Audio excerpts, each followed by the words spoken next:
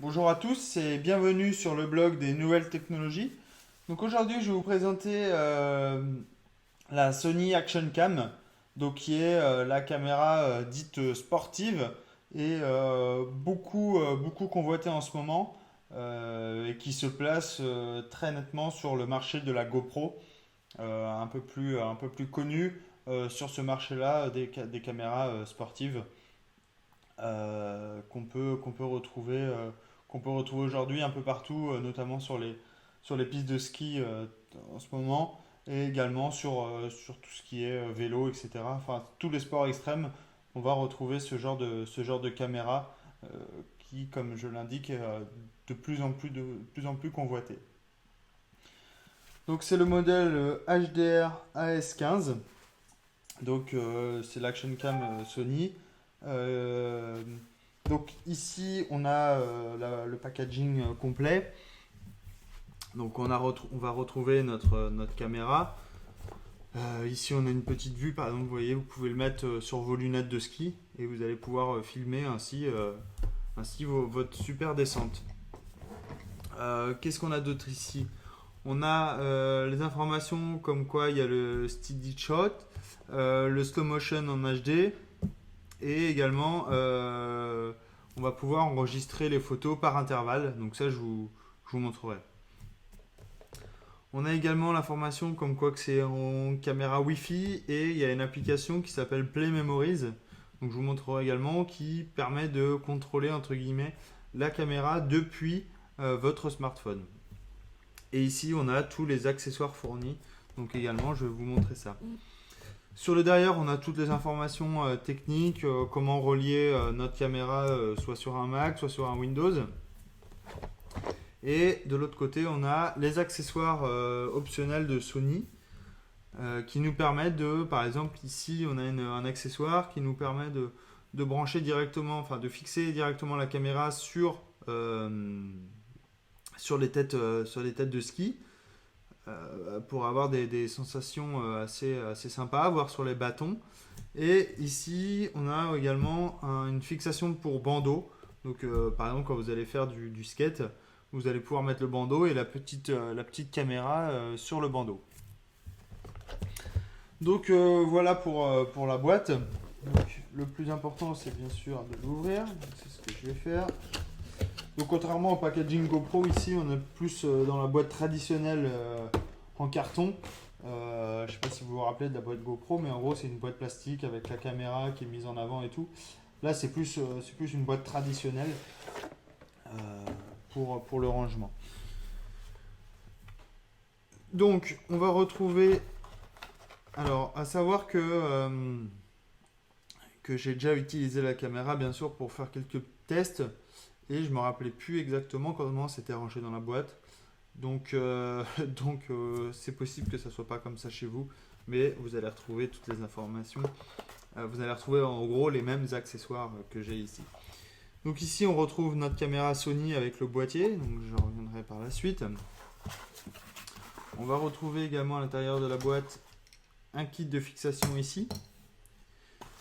On va retrouver deux petits sachets où il y a des fixations, notamment là c'est pour la batterie, donc j'y reviendrai également. Ici, une fixation pour un casque dit ondulé, entre guillemets. Enfin, c'est pas entre guillemets, c'est ondulé. Vous voyez, ça permet d'épouser parfaitement les supports ondulés. Et on va pouvoir venir brancher notre caméra, une fois qu'elle sera mise, directement sur ce support, comme ceci. Et vous aurez la caméra directement de fixer sur le support. Et du coup, vous pourrez facilement le mettre sur votre casque ou sur un rebord de guidon ou autre support. Et on en a un, bien sûr, tout comme pour la GoPro d'ailleurs, un pour les casques plats, pour les surfaces planes entre guillemets, qui va vous permettre de fixer un peu partout. Et enfin dans la boîte, là vous allez avoir tout un tas de bouquins. C'est la fin du papier, mais on a quand même encore tout un tas de bouquins qui nous permet de dire comment marche la caméra, comment enregistrer et tout plein d'informations. Donc ça, je vous le laisserai lire si vous le souhaitez. Ce qui va nous intéresser le plus ici, c'est bien sûr cette caméra l'Action Cam de chez Sony. Donc là, elle est dans son boîtier.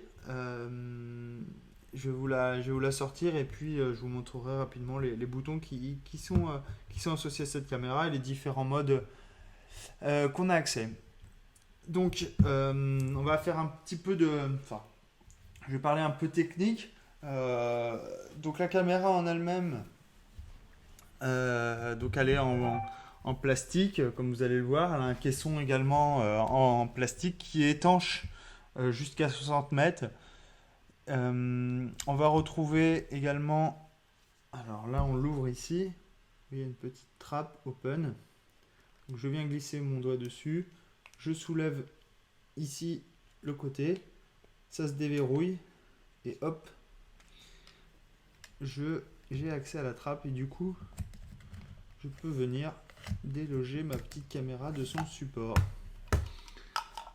Donc, voilà pour la partie démontage du boîtier. Vous voyez, c'est très simple. Il y a juste besoin d'ouvrir ici, de tirer ici et la caméra vient. Donc voici le boîtier en lui-même. Donc on va retrouver des actions directement pour soit verrouiller la caméra, soit déverrouiller. Et notamment, ça va donner accès soit où on peut appuyer sur le bouton ou non. Voilà, ici je ne peux pas appuyer. Du coup, je ne pourrais pas démarrer l'enregistrement si je ne le souhaite pas de ma caméra en faisant des faux mouvements. C'est tout ce qu'on va retrouver sur ce boîtier. On n'a pas accès à d'autres boutons. Et ça, c'est plutôt un petit moins, entre guillemets, une petite chose néfaste. Mais on va dire que pour faire un boîtier totalement étanche, on ne peut pas non plus en demander tant. Et c'est là où la partie Wi-Fi va être super intéressante. C'est ça que je vous montrerai par la suite. Donc le petit support que je vous montrais tout à l'heure jaune, il suffit de venir le mettre sur notre caméra. Donc là c'est assez dommage, c'est qu'il faut visser. Donc bon, on peut le visser à la main, mais il vous faudra un tournevis, hein, au moins un outil chez vous. Et vous avez directement la caméra de fixée. Du coup, je peux très facilement... Hop. Donc là, c'est pas facile parce que le support il n'est pas attaché, mais voilà. Tac. Du coup, je peux fixer ma caméra sur mon casque ou sur ce que je souhaite. Voilà, la fixation, vous voyez, c'est assez solide. Et du coup, je peux fixer très facilement sur tout support cette caméra. Donc la caméra en elle-même, la voici. Donc, la voici de tous ses côtés. Assez petite, si je la compare à la Hero 3 juste à côté. Alors, hop, le temps que je la sorte de la boîte, elle aussi. Hop, tac tac. Hop. Voici la Hero 3 juste à côté. Concernant l'épaisseur, pas plus épais, puisque si on regarde avec l'optique devant de l'Aero 3, c'est pas plus épais. En revanche, sur la longueur, il y a un petit... parce que si on met juste à côté, vous voyez, il y a quand même une petite différence entre les deux, qui s'explique notamment par la batterie qui est un peu plus grosse sur le Sony, enfin sur la caméra Sony, comme vous allez le voir, que sur la Hero 3. Donc voici la fameuse Sony, l'Action Cam de chez Sony, donc la HDR AS15.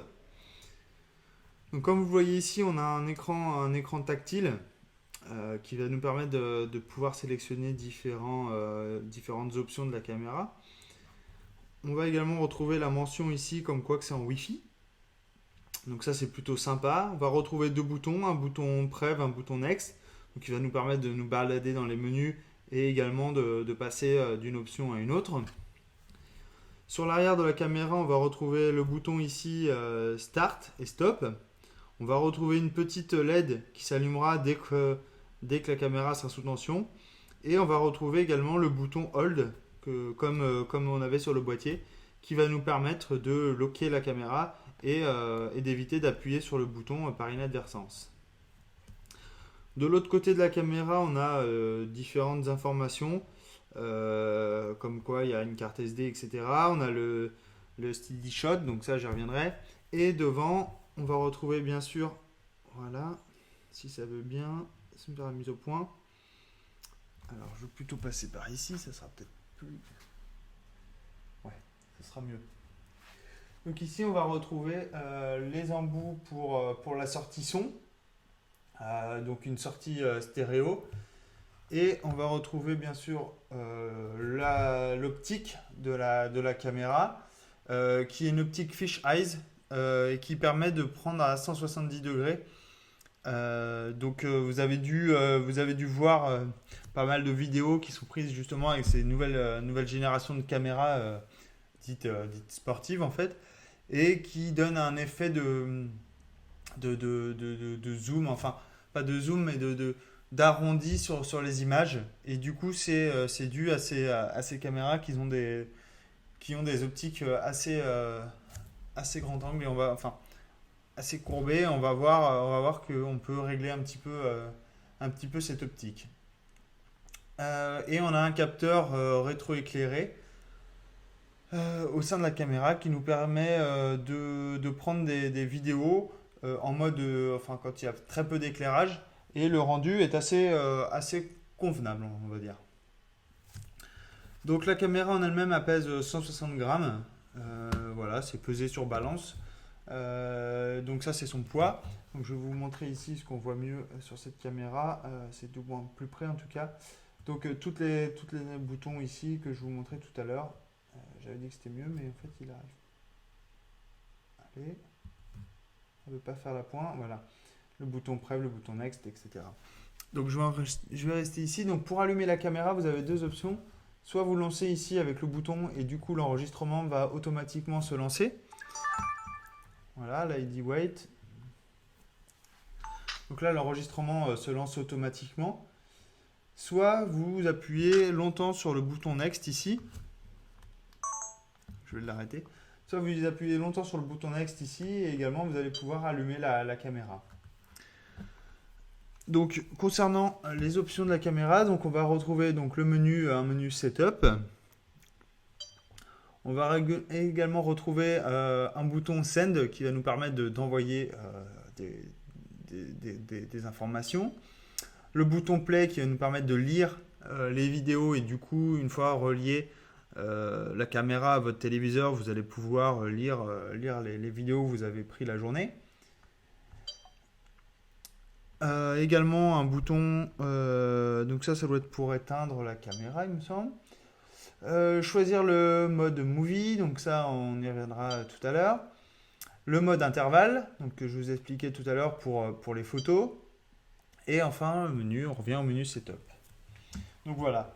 Concernant la caméra en elle-même, alors vous devez vous demander où est la batterie et où est-ce qu'on place notre carte SD. Donc tout simplement à l'arrière du dispositif, donc ici, voilà, on va pouvoir pousser. Voilà, on va pouvoir, vous voyez, il y a marqué push, on pousse, on lève la petite trappe, et là par magie, on a notre batterie ainsi que le support pour le micro, pour notre carte micro SD. Donc j'ai juste besoin de cliquer et du coup je retire ma carte SD. Je retire ma carte SD très facilement ici et je peux l'insérer comme bon me semble. Je vais également avoir une petite trappe ici. Hop.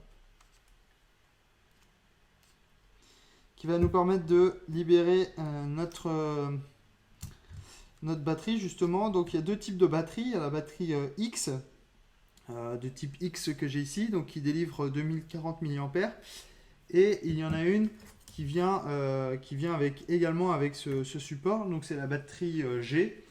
Et de même, je vais dire des bêtises, je regarde.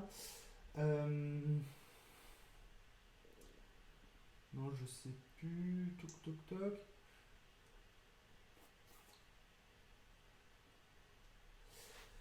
Non, je sais plus. J'ai plus la notion, mais en tout cas, vous avez deux types de batteries. Une qui est plus importante, bien sûr, que l'autre. Et il me semble que la X, justement celle que j'ai, a une autonomie plus importante, enfin une durée de vie plus importante que la batterie G. Voilà.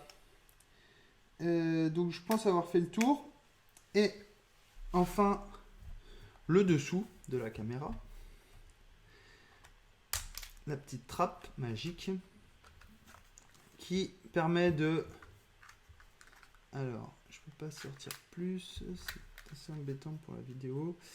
Voilà, ici on va retrouver le mini USB pour recharger la caméra et également pour la relier à votre ordinateur si vous avez besoin d'envoyer des informations. On va retrouver du mini HDMI pour relier la caméra à votre téléviseur. Ici on va retrouver, alors on va pas bien le voir mais non, ça ne veut pas faire la pointe. Voilà, ici on va retrouver une petite LED pour dire que la caméra est en mode rechargement. Ici on va retrouver un port pour qu'on puisse brancher tout type d'accessoires délivrés avec l'Action Cam. Et enfin, ici on va pouvoir brancher un micro directement sur la caméra pour avoir de meilleurs enregistrements. Donc voilà pour cette caméra, je pense avoir fait le tour. Maintenant je vais vous montrer le menu et notamment avec l'application que je vous expliquais tout à l'heure pour qu'on puisse filmer directement à l'aide de son téléphone. Vous allez voir que c'est assez sympa.